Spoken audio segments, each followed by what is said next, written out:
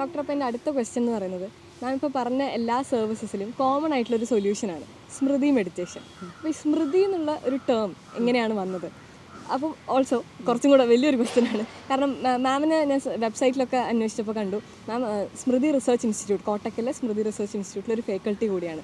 അപ്പോൾ ഈ സ്മൃതി എന്ന വാക്ക് എങ്ങനെയാണ് വന്നിരിക്കുന്നത്? അപ്പം നമ്മുടെ സാധാരണ മെഡിറ്റേഷനിൽ നിന്നും എങ്ങനെയാണ് സ്മൃതി മെഡിറ്റേഷൻ വ്യത്യാസമുള്ളത്?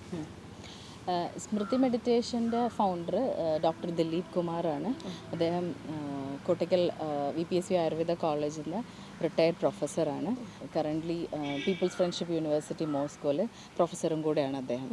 അപ്പോൾ അദ്ദേഹമാണ് ഇതിൻ്റെ ഫൗണ്ടർ. പിന്നെ അദ്ദേഹമാണ് ഇത്രയും ആയുർവേദ ഡോക്ടേഴ്സിനൊക്കെ ട്രെയിൻ ചെയ്ത് ഈ ഒരു ഇൻസ്റ്റിറ്റ്യൂട്ടൊക്കെ തുടങ്ങി ഈ ഒരു ലെവലിലേക്ക് എത്തിച്ചത്. അപ്പോൾ ഞങ്ങളൊക്കെ അദ്ദേഹത്തിൻ്റെ ശിഷ്യകളാണ്. അപ്പം നമ്മളിപ്പം ആസ് എ ഇൻസ്റ്റിറ്റ്യൂട്ട് ലെവലിൽ നമ്മൾ 2-3 ഡോക്ടേഴ്സ് ചേർന്നിട്ട് ബാക്കിയുള്ള ഡോക്ടേഴ്സിനെ ട്രെയിൻ ചെയ്യുന്നുണ്ട്. അപ്പോൾ ഈ സ്മൃതി, ആദ്യത്തെ ചോദ്യത്തിൻ്റെ ഉത്തരം, സ്മൃതി മെഡിറ്റേഷൻ, അതിൽ സ്മൃതി എന്ന് പറയുന്ന മെമ്മറി അല്ലേ, നമുക്കറിയാം മെമ്മറി.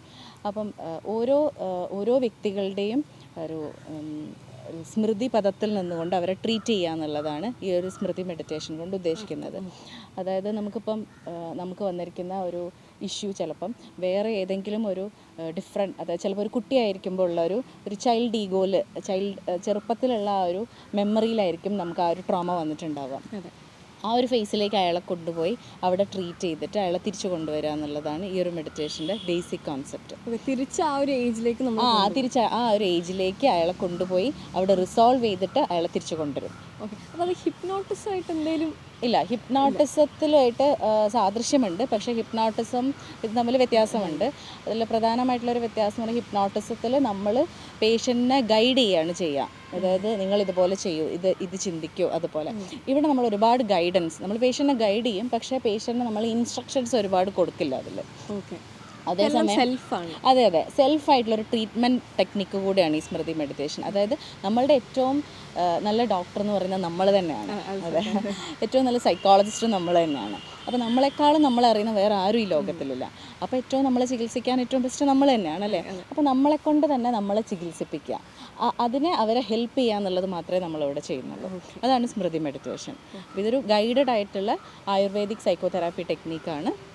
അപ്പോൾ മാം, ഇത് നമ്മൾ മാമിൻ്റെ സെൻറ്ററിൽ വന്ന് ചെയ്യേണ്ട ഒന്നാണോ, അത് നമുക്ക് എല്ലാവർക്കും വീട്ടിൽ നിന്ന് തന്നെ ഇപ്പോൾ ഓൺലൈനായിട്ടും ഓഫ്ലൈനായിട്ടും ഒക്കെ കൺസൾട്ടേഷൻ മാമിൻ്റെ അടുത്ത് നിന്ന് വന്നെടുക്കാറുണ്ട്? അപ്പോൾ അങ്ങനെ പല രീതിയിൽ നമുക്കിത് ചെയ്യാൻ പറ്റുമോ? തീർച്ചയായിട്ടും. അത് ഓൺലൈനായിട്ട് ചെയ്താലും ഓഫ്ലൈനായിട്ട് ചെയ്താലും ഒക്കെ റിസൾട്ട് ഒരേപോലെയാണ്. പിന്നെ അൾട്ടിമേറ്റ്ലി നമ്മളുടെ ഒരു മെൻറ്റൽ സാറ്റിസ്ഫാക്ഷൻ അല്ലേ, നമുക്ക് ചില കാര്യങ്ങൾ ആ പ്രത്യേക രീതിയിൽ ചെയ്താൽ തന്നെ നമുക്കൊരു തൃപ്തി വരുള്ളൂ. അതിന് ഗുണം കിട്ടിയില്ലെങ്കിലോ, ഓൺലൈനായിട്ട് ചെയ്താൽ ചില ആൾക്കാർക്ക് തൃപ്തി ഉണ്ടാവില്ല, ഗുണം കുറവാണെങ്കിലോ എന്നൊക്കെ. അപ്പോൾ അവരുടെ ചോയ്സാണ്, അവർക്ക് എങ്ങനെ വേണമെങ്കിൽ ചെയ്യുന്നത്. ചിലപ്പോൾ വളരെ ദൂരെ നിന്ന് ആളുകൾ ഇവിടെ വന്ന് ചെയ്യാറുണ്ട്. പിന്നെ പക്ഷേ ഫോറിൻ കൺട്രീസ് എന്നൊക്കെ ആളുകൾ, അവർക്ക് ചിലപ്പോൾ ഓപ്ഷൻ ഉണ്ടാവില്ല, അവർ ചിലപ്പോൾ അവിടെ ഇരുന്ന് ചെയ്യും. ഈക്വൽ റിസൾട്ട് അവർക്ക് കിട്ടുന്നു, ഈക്വലി നല്ലൊരു ബെനിഫിറ്റ് ഓൺലൈൻ ആയാലും കിട്ടുന്നുണ്ട്. മാം, ഇപ്പം ഇത് ഏതൊരു പ്രായക്കാർക്കും ചെയ്യാൻ പറ്റുന്നതാണ്? അതായത് ഒരു കുട്ടി തൊട്ട് ലൈക്ക് നല്ല പ്രായമുള്ള ഒരാൾക്ക് വരെ ഈ ഒരു മെഡിറ്റേഷൻ ചെയ്യാൻ പറ്റും? ഇത് ഏത് പ്രായക്കാർക്കും ചെയ്യാം, പക്ഷേ ഇൻസൈറ്റ് ഉണ്ടാവണം എന്നുള്ളതാണ് ഇതിൻ്റെ ഏറ്റവും പ്രധാനപ്പെട്ട ഒരു ഘടകം. അതായത് നമുക്കൊരു ഒട്ടും ഇൻസൈറ്റ് ഇല്ലാത്ത അതായത് വളരെ ചെറിയ കുട്ടികൾക്ക് വലിയ ഇൻസൈറ്റ് ഉണ്ടാവില്ല. ഒരു 10 വയസ്സൊക്കെ കഴിയുമ്പോഴാണ് കുട്ടികൾക്കൊരു ഇൻസൈറ്റ് വന്നു തുടങ്ങുക. അപ്പോൾ അതിനുശേഷമാണ് അതെ ഒരു കാഴ്ചപ്പാട് എങ്ങനെ ഒരു മെച്യൂരിറ്റി ലെവലൊക്കെ ചെറുതായിട്ട് വന്നു തുടങ്ങുന്ന ഒരു പ്രായം. അപ്പം ചില കുട്ടികൾക്ക് ചിലപ്പോൾ ഒന്ന് നേരത്തെ വന്നെന്നിരിക്കും. അപ്പോൾ അവരെ നമ്മൾ കുറച്ച് നേരം സംസാരിച്ചുമ്പോൾ നമുക്ക് മനസ്സിലാവും. അപ്പോൾ 10 വയസ്സാണ് നമ്മളൊരു ഇത് വെക്കുന്നത്, ആ ലോവർ ലിമിറ്റ് വെക്കുന്നത്. അപ്പർ ലിമിറ്റ് അത് വേരി ചെയ്യും കേട്ടോ. ചിലപ്പോൾ 70 വയസ്സായ ആൾക്കാർക്കും ചിലപ്പോൾ മനസ്സിലൊട്ടും പ്രായം ഉണ്ടാവില്ല, അവർ വന്ന് ചെയ്യുന്നവരുണ്ട്. പക്ഷേ നമ്മളൊരു 60 വയസ്സ് വരെയാണ് കൂടുതലായിട്ടും അഡ്വൈസ് ചെയ്യാറ്. പക്ഷേ 70 വയസ്സുള്ളവർ, 75 വയസ്സുള്ളവരൊക്കെ ഇത് വന്ന് ചെയ്യാറുണ്ട്. ഇപ്പോൾ ഒരു ഡിസീസ് നമുക്ക് ക്യൂർ ചെയ്യണമെങ്കിൽ എത്ര സെഷൻസ് ഓഫ് ഈ ഒരു മെഡിറ്റേഷൻ നമ്മൾ ചെയ്യേണ്ടി വരും? ഓക്കെ, ഇത് പല ആവശ്യങ്ങൾക്ക് വേണ്ടിയിട്ട് വന്നെടുക്കുന്നവരുണ്ട്. ഒരു രോഗത്തിന് വേണ്ടിയിട്ടും, അല്ലെങ്കിൽ വെറുതെ രോഗമില്ലാത്ത ഒരാളുടെ കോൺഫിഡൻസ് കൂട്ടാൻ വേണ്ടിയിട്ടും, അല്ലെങ്കിൽ ഈ ബിസിനസ് മാഗ്നറ്റ്സ് ഒക്കെ ചിലപ്പോൾ വരും, അല്ലെങ്കിൽ ചില CEOസും പല കമ്പനിയുടെ ആളുകൾ വരും, അവരുടെ പ്രൊഡക്ടിവിറ്റി കൂട്ടുക, അവരുടെ കമ്പനി ഒന്നും കൂടെ മുന്നോട്ട് കൊണ്ടുപോകാം. അങ്ങനെ പല ആവശ്യങ്ങൾക്ക് വേണ്ടി ആൾക്കാർ ഇത് വന്നെടുക്കാറുണ്ട്. അപ്പോൾ ഇതിൻ്റെ ഒരു നമ്പർ ഓഫ് സെഷൻസ് എന്ന് പറയുന്നത് അവരുടെ ഒരു പ്രശ്നം, അതായത് ഓരോ വ്യക്തി ഓരോരുത്തരുടെയും പിന്നെ പേഴ്സണാലിറ്റിയും അവരുടെ പ്രോബ്ലംസും അല്ലെങ്കിൽ അവരുടെ അസുഖത്തിൻ്റെ ഇൻറ്റൻസിറ്റി തീവ്രതയൊക്കെ ഡിഫറെൻ്റ് ആയിരിക്കും അല്ലേ. അപ്പം അതനുസരിച്ചിട്ടായിരിക്കും എത്ര സെഷൻസ് വേണ്ടി വരുമെന്ന് നമുക്ക് പറയാൻ പറ്റുള്ളൂ. അപ്പോൾ അത് ചില ആൾക്കാർക്ക് ചിലപ്പോൾ 1, 2, 3 സെഷൻ കൊണ്ട് റെഡി ആയിന്ന് വരും. ചില ആൾക്കാർക്ക് ചിലപ്പം 5, 10 സെഷൻ വേണ്ടി വരും. Depends upon person and other problems. അതനുസരിച്ചിട്ട് അത് വേരി ചെയ്യും. അപ്പം നേരത്തെ ലോവർ ലിമിറ്റ് പറഞ്ഞത് 10 വയസ്സെന്നാണ്. അപ്പോൾ അതിനേക്കാൾ പ്രായം കുറഞ്ഞ കുട്ടികൾക്ക് ചിലപ്പോൾ ഇതുപോലുള്ള ഇഷ്യൂസ് വരികയാണെങ്കിൽ എന്തായിരിക്കും അതിനുള്ളൊരു പ്രതിവിധി? അല്ല, അതെ, അതെല്ലാം ചെറിയ കുട്ടികളെ കൊണ്ട് പാരൻസ് വരാറുണ്ട്. അവരെ നമ്മൾ കൂടുതലും പാരൻസിനെയാണ് മെഡിറ്റേഷൻ ചെയ്യിക്കാറ്. അമ്മയോ അച്ഛനെയോ ചിലപ്പോൾ 2 പേരും എടുക്കും. അവർ ബിക്കോസ് മിക്കപ്പോഴും കുട്ടികളുടെ ഒരു പ്രശ്നം എന്ന് പറയുന്നതിൻ്റെ ഒരു കൂടുതൽ പങ്കുവഹിക്കുന്നത് പാരൻസ് ആയിരിക്കും. പക്ഷെ അവർക്ക് അതൊരു തിരിച്ചറിയാൻ പറ്റുന്നുണ്ടാവില്ല. ചിലപ്പം രണ്ടാമത്തെ അടുത്ത കുട്ടിയുടെ ഇളയ കുട്ടി ജനിച്ച ശേഷം ആയിരിക്കാം ഈ കുട്ടിയുടെ പ്രശ്നങ്ങൾ തുടങ്ങുന്നുണ്ടാവുക. ഒരു അറ്റൻഷൻ അറിയാതെ പോലും നമ്മൾ ചിലപ്പം ഇളയ കുട്ടിക്ക് ചിലപ്പോൾ കൂടുതൽ അറ്റൻഷൻ കൊടുക്കുക, അല്ലെങ്കിൽ ഒന്ന് മാറ്റിക്കിടത്തുക. ഇതൊക്കെ ചിലപ്പോൾ പലപ്പോഴും മൂത്ത കുട്ടിയെ ബാധിക്കും. അത് കുട്ടിയുടെ സ്റ്റഡീസിനെ എഫക്റ്റ് ചെയ്യാം. കുട്ടി അറ്റൻഷൻ മാറുക, കുറച്ച് വികൃതി കൂടുക, അങ്ങനെ പലതും കുട്ടികളിൽ കാണാറുണ്ട്. ചിലപ്പോൾ സ്കൂളിലുള്ള എന്തെങ്കിലും ഇഷ്യൂസൊക്കെ ആയിരിക്കും. പക്ഷേ ഇതൊക്കെ അൾട്ടിമേറ്റ്ലി പാരൻസിന് സോൾവ് ചെയ്യാൻ പറ്റാവുന്ന പ്രശ്നങ്ങളൊക്കെ തന്നെ ഉണ്ടാവുള്ളൂ. അല്ലെങ്കിൽ കൂടുതൽ ചിലപ്പം കൂടുതൽ കമ്പൽ ചെയ്യുക കുട്ടികളെ പഠിക്കാൻ വേണ്ടിയിട്ടോ അവരുടെ ഒരു ലൈനിലേക്ക് കൊണ്ടുവരാൻ വേണ്ടിയിട്ട് കുട്ടികളെ കൂടുതൽ പ്രഷർ കൊടുക്കുമ്പം കുട്ടികൾ നമുക്ക് എഗെയിൻസ്റ്റ് ആയിട്ട് കാര്യങ്ങൾ ചെയ്തെന്ന് വരും. അപ്പം ഇത് മിക്കപ്പോഴും പാരൻസിന് തന്നെ ചിലപ്പോൾ 1, 2 സിറ്റിംഗ് കൊണ്ട് തന്നെ നല്ല ഡിഫറൻസ്. അതായത് അമ്മമാർ ഒരു സിറ്റിംഗ് ഒക്കെ എടുത്തു പോകുമ്പോഴേക്ക് പിന്നെ അവർ വന്നിട്ട് പറയും, ഇപ്പം ഞാൻ അവനോട് പഠിക്കാനൊന്നും പറയാറില്ല, പക്ഷെ അവൻ തന്നെ ഇരുന്ന് പഠിക്കുന്നു, അപ്പോൾ വലിയ പ്രശ്നങ്ങളൊന്നുമില്ല ഡോക്ടറെ എന്ന് പറയും. അപ്പോൾ അത് പലപ്പോഴും അവർ പോലും അറിയാതെ അവർക്കുണ്ടാവുന്ന പാരൻസിന് ഡെഫിനറ്റായിട്ടും ഇൻഫ്ലുവൻസ് ഉണ്ടാവും കുട്ടികളിൽ. അപ്പം അത് ആ പാരൻസിന് തന്നെയാണ് ചെയ്യാറ്. ഇപ്പം മാം നേരത്തെ സ്മൃതി മെഡിറ്റേഷനെ പറ്റി പറഞ്ഞപ്പം ഹിപ്നോട്ടിസായിട്ട് ബന്ധമില്ല എന്ന് പറഞ്ഞു. പക്ഷെ എന്നാലും നമ്മളുടെ ഒരു പാസ്റ്റ് ഏജിലേക്ക് നമ്മൾ കൊണ്ടുവരുന്ന ഒരു സംഭവമാണല്ലോ ഇത്. അപ്പോൾ നമ്മളുടെ പ്രൈവറ്റ് ആയിട്ടുള്ള ചില കാര്യങ്ങൾ നമുക്ക് ചിലപ്പോൾ പുറത്ത് പറയണമെന്ന് ആഗ്രഹം ഉണ്ടാവില്ല. അപ്പം അങ്ങനത്തെ കാര്യങ്ങളൊക്കെ ചിലപ്പോൾ നമ്മൾ പറഞ്ഞു പോവുമോ? ഇല്ല, അങ്ങനെ ഉറക്കിക്കിടത്തി അറിയാതെ പറയിപ്പിക്കുകയൊന്നുമില്ല. നമുക്ക് പറയണം തോന്നും. നമ്മൾ വളരെ കോൺഷ്യസ് ആയിട്ടുള്ള ഒരു മെഡിറ്റേഷൻ തന്നെയാണ്, കോൺഷ്യസ് സ്റ്റേജിൽ തന്നെയായിരിക്കും ഉണ്ടാവുക. പക്ഷേ ആ കോൺഷ്യസ് സ്റ്റേജിൽ നിന്നുകൊണ്ട് തന്നെ നമുക്ക് ഒരു എന്താ പറയുക ഹയർ കോൺഷ്യസ് ലെവലിലേക്ക് നമുക്ക് പോകാനും എല്ലാം നമുക്ക് കണ്ടറിഞ്ഞിട്ട് നമുക്ക് കറക്റ്റ് ചെയ്യാനും നമ്മൾ റിസോൾവ് ചെയ്യുക ചെയ്യും. നമ്മളുടെ ഡീപ്പർ ലെവലിലുള്ള സ്മൃതിയിലേക്ക് പോയിട്ട് നമ്മളുടെ പ്രോബ്ലംസ് റിസോൾവ് ചെയ്യുക, അപ്രൂട്ട് ചെയ്യുക ചെയ്യുന്നത്, വേരോടെ എടുത്ത് കളയുക. അതുകൊണ്ട് തന്നെയാണ് ഈ സ്മൃതി മെഡിറ്റേഷൻ ചെയ്ത് കഴിയുമ്പം പല അസുഖങ്ങളും പിന്നെ തിരിച്ചു വരാത്തതിൻ്റെ ഒരു റീസൺ. സൈക്കോളജിക്കലായാലും ഫിസിക്കലായാലും. അപ്പോൾ അങ്ങനെ നമ്മൾ കോൺഷ്യസ് ആയിരിക്കും. നമുക്ക് പറയേണ്ടാത്ത കാര്യം പറയേണ്ടി വരില്ല. പക്ഷേ ഏറ്റവും റിസൾട്ട് കിട്ടുക എന്ന് പറയുന്നത് നമ്മൾ ഏറ്റവും നന്നായിട്ട് തുറന്ന് പറയുമ്പോഴായിരിക്കും. അപ്പോഴാണ് ആ ഒരു കുറച്ചുകൂടെ പെട്ടെന്ന് ഫാസ്റ്റായിട്ട് നമുക്ക് റിസൾട്ട് കിട്ടാം. അപ്പം നമ്മൾ ഈ സ്മൃതി മെഡിറ്റേഷൻ ബോത്ത് ഓൺലൈനായിട്ടും ഓഫ്ലൈനായിട്ടും എടുക്കാമെന്ന് പറഞ്ഞു. അപ്പം എന്തെങ്കിലും ഇതിന് മുൻകരുതലുകൾ എടുക്കേണ്ടതുണ്ടോ? ഇതിനൊരു തയ്യാറെടുപ്പുകളെന്ന് പറയാൻ കാര്യമായിട്ടൊന്നും വേണ്ട. പക്ഷെ നമുക്കിപ്പം ഒരു ഫോൺ ഉണ്ടായാൽ മതി. ഓൺലൈനായിട്ട് ചെയ്യുകയാണെങ്കിൽ ഒരു നെറ്റ്വർക്കുള്ള ഒരു സ്ഥലത്തും ഒരു ആൻഡ്രോയിഡ് ഫോണോ ഉണ്ടെങ്കിൽ നമുക്ക് സംഭവം നടക്കും. ഒരു പ്രൈവറ്റ് സ്പേസ് വേണമെന്നേ ഉള്ളൂ. ഒരു പ്രൈവറ്റ് സ്പേസ് നമുക്ക് എന്തും തുറന്ന് പറയാനുള്ള ഒരു സ്പേസ്. ആരും നമ്മൾ അതിൻ്റെ ഇടയ്ക്ക് വന്ന് ശല്യപ്പെടുത്തരുത്. അപ്പോൾ അത്രയും മതി നമുക്ക്. അല്ലാതെ ഒരുപാട് തയ്യാറെടുപ്പുകളൊന്നും ഇതിന് വേണ്ട. പിന്നെ ഒരുപാട് ഹെവി ആയിട്ട് ഫുഡ് കഴിക്കരുതെന്ന് മാത്രം നമ്മൾ പറയും. അപ്പോൾ ഇത് ഏത് ടൈമിങ്സിൽ നമുക്ക് ചെയ്യാൻ പറ്റുന്നു? ഏത് സമയം അന്ന് കഴിയുന്നതും ഉറക്കം വരുന്ന സമയത്ത് ഒഴിവാക്കിയിട്ടാണ് നമ്മൾ ചെയ്യാറ്.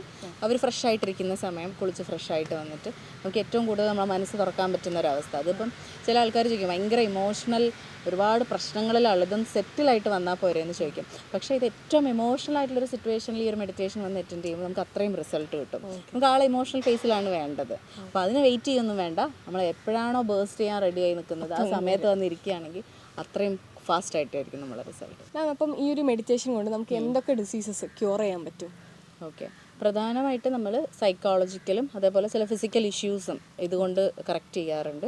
സൈക്കോളജിക്കൽ എന്ന് പറയുമ്പം ഡിപ്രഷൻ, പിന്നെ ആങ്സൈറ്റി അഥവാ ഉത്കണ്ഠ, പിന്നെ ചില ഭയങ്ങളുണ്ടാവും. അത് കുട്ടികളുടെ ഇടയിലും വലിയ ഭയം, ഉൾഭയങ്ങൾ, പലതരത്തിലുള്ള ഭയം, പിന്നെ ആളുകളെ ഫേസ് ചെയ്യാനുള്ള ബുദ്ധിമുട്ട്, സോഷ്യൽ ആങ്സൈറ്റി, പിന്നെ ഹെൽത്ത് ആങ്സൈറ്റി, എന്തെങ്കിലും അസുഖമുണ്ടോ എന്നുള്ളൊരു പേടി. എനിക്കൊരു അസുഖമുണ്ട്, നിർത്താതെ എല്ലാ ഡോക്ടർമാരെയും മാറി മാറി കണ്ടുകൊണ്ടിരിക്കുന്നവരുണ്ടാവും. അപ്പം ഇതുപോലെയുള്ള പിന്നെ സ്ട്രെസ്, ആങ്സൈറ്റി, ഡിപ്രഷൻ, പിന്നെ ചില സ്കിസോഫ്രീനിയ തുടങ്ങിയ അസുഖങ്ങളൊക്കെ ഇതുകൊണ്ട് തന്നെ കറക്റ്റ് ചെയ്യാറുണ്ട്. ചില കേസസിൽ ചിലപ്പോൾ മെഡിസിൻ്റെ സപ്പോർട്ടോട് കൂടിയായിരിക്കും നമ്മളിത് ചെയ്യുന്നുണ്ടാവുക. അപ്പം ഇതൊക്കെയാണ് സൈക്കോളജിക്കൽ ഇഷ്യൂസ് എന്ന് പറയുന്നത്. ഫിസിക്കലായിട്ട് വരുമ്പോൾ ഫിസിക്കലായിട്ട് നമ്മൾ ഒരു സൈക്കോസൊമാറ്റിക് രോഗങ്ങൾ എന്ന് പറയും. അതായത് ചില അസുഖങ്ങളൊക്കെ തന്നെ ഉദാഹരണമായിട്ട് മൈഗ്രെയിൻ, പിന്നെ തൈറോയിഡ് ഡിസീസ്, സ്കിൻ ഡിസീസസ്, അലർജിയൊക്കെ, ഈ അസുഖങ്ങളൊക്കെ നമ്മൾ ശ്രദ്ധിച്ചാൽ നമുക്കറിയാം പിന്നെ നമ്മളിങ്ങനെ ഒരുപാട് കാലം ഇത് മരുന്ന് കഴിക്കുമ്പം നിൽക്കുമായിരിക്കും, മാറും. പിന്നെ നമ്മൾ വീണ്ടും ആ പെയിൻ വരും, വീണ്ടും പെയിൻ കില്ലർ കഴിക്കേണ്ടി വരും. തൈറോയിഡ് ആണെങ്കിൽ നമ്മൾ കാലങ്ങളോളം കഴിച്ചുകൊണ്ടിരിക്കേണ്ടി വരും.